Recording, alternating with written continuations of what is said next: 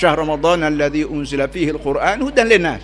Quran yang aku turun dari langit dalam bulan Ramadan dengan tujuan satu perkara. Yang pertama hudan linnas, tunjuk ajar manusia.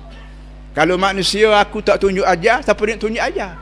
Manusia tak boleh ajar sama manusia. Manusia yang mengajar dengan manusia yang kena ajar, sama-sama manusia berlaku. Sama-sama akal fikir yang pendek, sama-sama tak ada pengalaman, sama-sama gitu saja. Jadi manusia tidak boleh ajar manusia.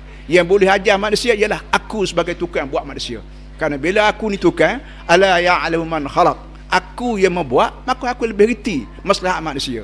Dan kebetulan ke ataupun sengaja ke, aku buat bumi ni tak sudah dengan bumi. Ujung bumi ni ada alam lain namanya alam akhirat. Lebih lagi manusia tak boleh reti apa benda akhirat. Kerana akhirat ni barang gaib. Bila barang gaib, usah kamu nak reti akhirat, nak tahu benda hak petani pun tak boleh tahu. Benda hak akan berlaku tengah hari nak jadi apa. Siapa dia nak mati, siapa nak hidup, nak hujan di mana, daun kayu mana nak luruh, manusia mana nak hidup, semua kamu tak tahu berlaku. Jadi kalau benda atas dunia ni pun kamu tak tahu, banyak 1001 perkara. Ini ke akhirat.